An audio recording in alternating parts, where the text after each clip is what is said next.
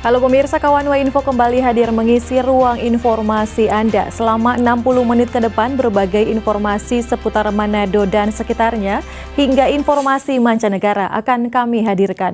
Informasi pertama, pemirsa, massa dari Laskar Manguni Indonesia datangi Holy Wings Manado, protes promosi minuman keras dari Holy Wings. Massa dari Laskar Manguni Indonesia mendatangi Holy Wings yang terletak di salah satu pusat bisnis kota Manado, memprotes promosi minuman keras dari manajemen Holy Wings.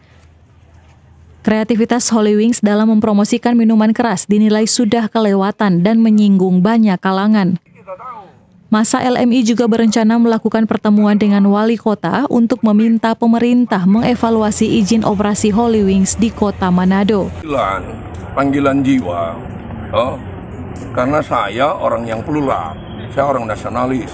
Kami ini LMI ini, Manado ini bro. Walaupun saya ini ketua Laskar Manguni Indonesia, saya ini seorang pendeta, tetapi saya ini orang yang bergaul di semua agama. Dan saya tahu persis ini hal-hal yang sensitif.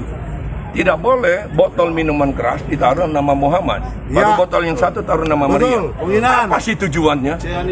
Kenapa nggak taruh di situ aja nama Hani atau nama Udin? Yang taruh itu kuat. Tetapi ini nama ini, kreatif kalian ini sudah luber, sudah kelewatan. Masa nggak tahu bahwa nama dua ini sakral? Dan itulah kenapa Laskar Manguni datang di tempat ini untuk memberikan warning kepada Holy Wings, termasuk silakan media itu sampaikan, saya akan berkunjung ke wali kota. Dan kita ke wali kota, saya akan minta ke wali kota untuk evaluasi izin ini. Ini yang tujuan kami ada di tempat ini.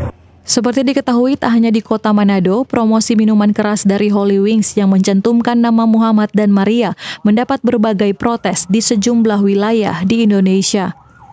Hizkia Warankiran melaporkan untuk Kawan TV.